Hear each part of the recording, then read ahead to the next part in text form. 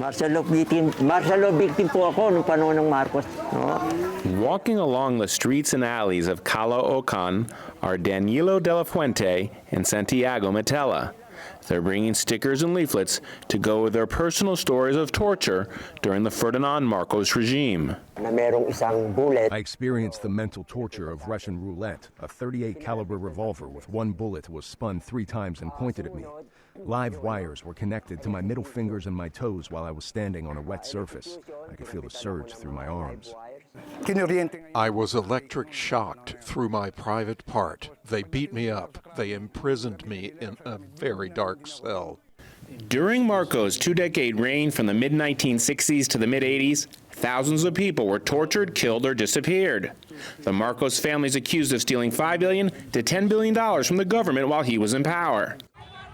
Now the late dictator's son and namesake holds a wide lead in the polls for the May 9th presidential election.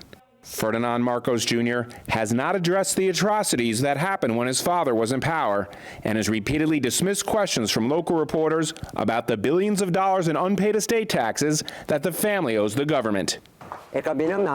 Our main motive of going house to house to campaign is to hold them accountable for their ill-gotten wealth, their attempt to tell historical lies in favor of their family, and their record of stealing public funds. That is why we do not want him to win. These two men do not always get a warm reception. Someone off camera warns they could get hurt. Nerissa Azana is a 54-year-old grandmother who runs a small stand selling snacks and cigarettes. Martial law victim ho kaming dalawa nung panahon ni Marcos. She dismissed De La Fuente and Matela's talk about torture. For me, it was fake news because I didn't know anything about it. If I experienced it myself, I would say that it's true, but I didn't, so for me, it's fake news. Carlos Conde of Human Rights Watch says this opinion is not uncommon for many older generations who did not see the abuses firsthand.